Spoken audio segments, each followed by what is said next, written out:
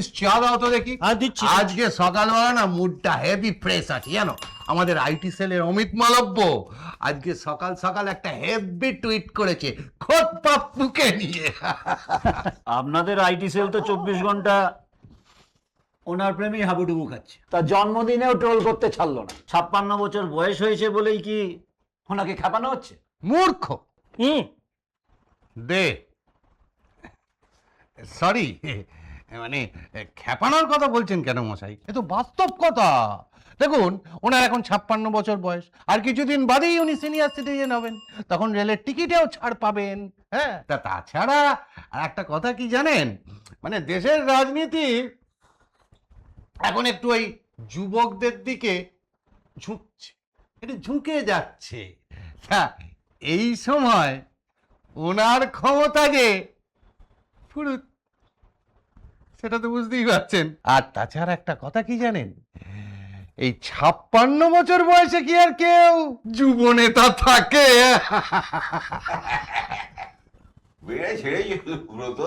তবে তোমাদের যে 5G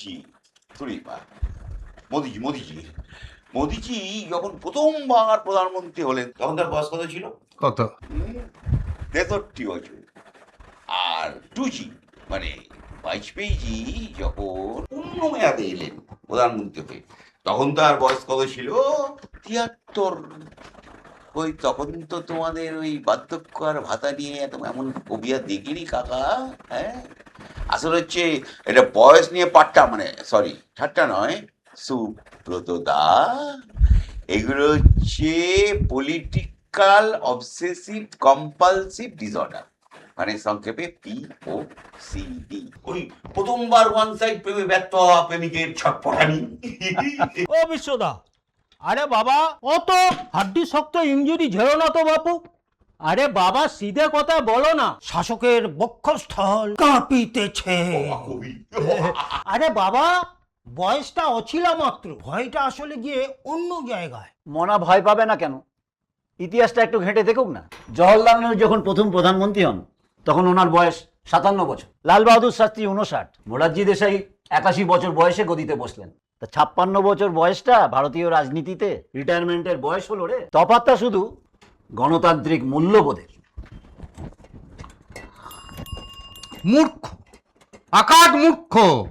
সেই নেহেরুদ্দে হয় দিয়ে চালিয়ে গেলেন তো। আরে শুনুন, দেশের জল জঙ্গল জমি সব তো আপনাদের জামানাতেই শেষ হয়ে গেল মশাই।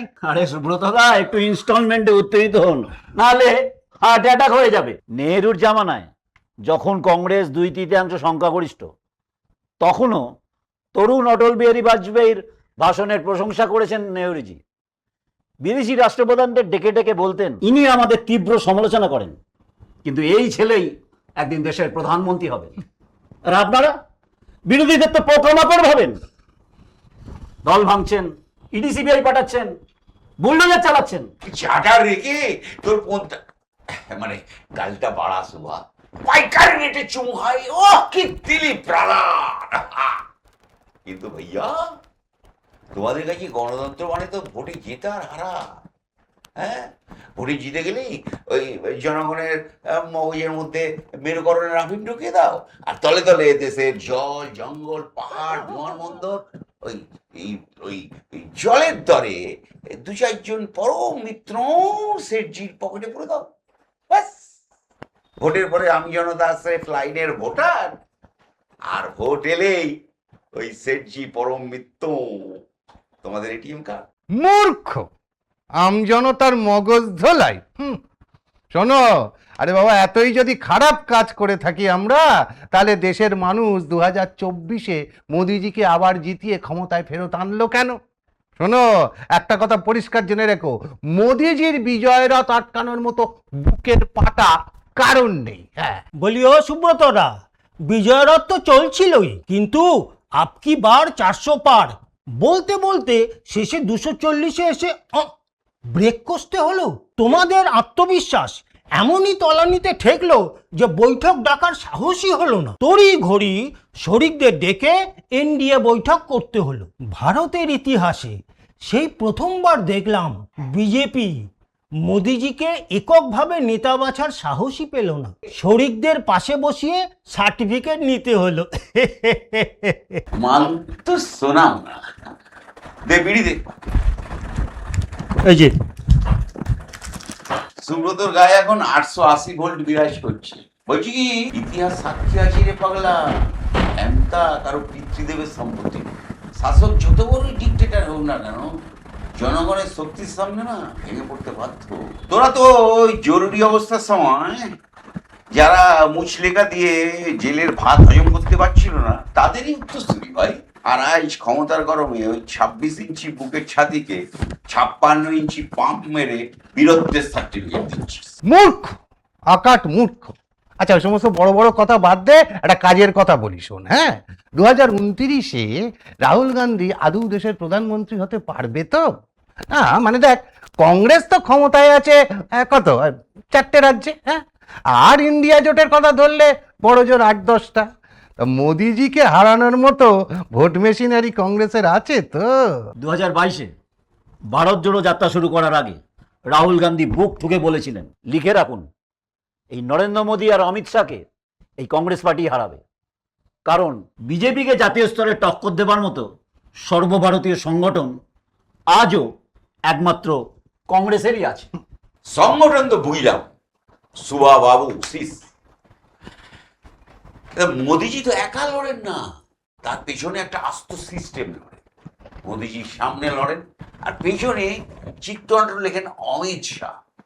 তা মোদিজির পেছনে চিত্রনাট্যকার হিসেবে অমিত শাহ যদি থাকেন, তাহলে রাহুলের পেছনে চাণক্যটা কে?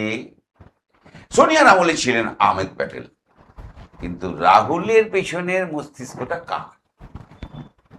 মল্লিকার্জুন খাড়গে, ডিকে শিবকুমার, নাকি কেসি বেণুগোপাল, নাকি তার নিজের বোন প্রিয়াঙ্কা গান্ধী? কেউ নয়, বুঝলে, কেউ নয়, কেউ নয় এরা। হ্যাঁ, সবাই এরা শুধু পারে, বুঝলে, ওই নেহেরু আর গান্ধী পরিবারের দোহাই দিয়ে নিজেদের ক্ষমতা আঁকড়ে ধরে থাকে। হ্যাঁ ক্ষমতা আঁকড়ে থাকা মানে? হ্যাঁ, 1991 সালে রাজীব গান্ধীর মৃত্যুর পর সোনিয়া গান্ধীর পায়ে যখন পার্টি আছড়ে পড়ে, ক্ষমতা আঁকড়ে না থেকে উনি নরসিমহা রাওকে প্রধানমন্ত্রী করেছিলেন। 2004-এ নির্বাচনে জেতার পরেও ক্ষমতা আঁকড়ে না থেকে ডক্টর মনমোহন সিংকে প্রধানমন্ত্রী করেন। ক্ষমতা ত্যাগের এরকম মানসিকতা আপনাদের মোদিজির আছে? আরে রাখুন তো আপনাদের মোদিজি উল্টো পাল্টা কথা বলে। আরে ছাড়ুন, ছাড়ুন। এইভাবে হতে চলে না। না না, ওটা ব্যাপারই না।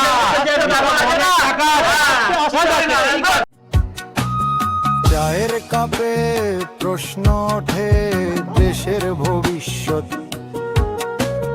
মুখোশ খুলে সত্যি বলে চায়ে প্রেম মোহব্বত।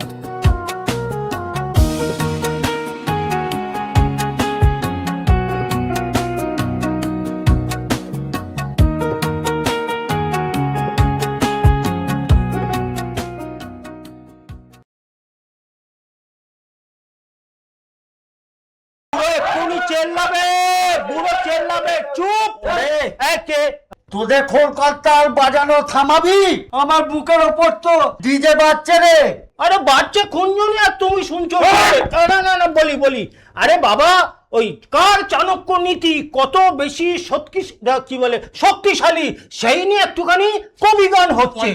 না না, ঠিক আছে, আর দেশের প্রধানমন্ত্রী কে হবে সেই নিয়ে একটুখানি একটু স্থানীয় নিরপেক্ষতা বজায় রেখে এটুকু বলা যায়, যেই চাণক্য হোক আর যারাই প্রধানমন্ত্রী হোক, আর যার যত বান্ধবী থাক, আর যত তাদের সোনা ভরি ভরি থাক, আর চুরির দায় যে যতই পোষা ডিম খাক, দিনের শেষে আমরা কিন্তু সেই তাসের ঘরের সাধারণ মানুষ।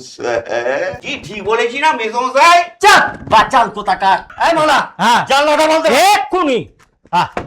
নমস্কার। চাণক্যরা পর্দার আড়ালে বসে চিত্রনাট্য লেখে, আর আমজনতা লাইনে দাঁড়িয়ে আঙুলে কালি মাখে। এই তোমাদের এই রাহুল গান্ধীর 56 বছর বয়স আর মোদির 56 ইঞ্চি ছাতি নিয়ে কামড়াকামড়িটা বন্ধ করো। আরে ওরা 56তেই থাকুক আর 76ই থাকুক, কাঁচা আনাজের বাজারটা কোন জায়গায় যাচ্ছে সেটা মনে আছে? সেই চাণক্য নীতিটা কোন বইতে লেখা আছে শুনি? এই যে হ্যাঁ বলছি, শুনলেন তো সবই। তা চাণক্য যেই হন না কেন, আসল মাস্টার স্ট্রোকটা কিন্তু দেবে সেই জনগণই।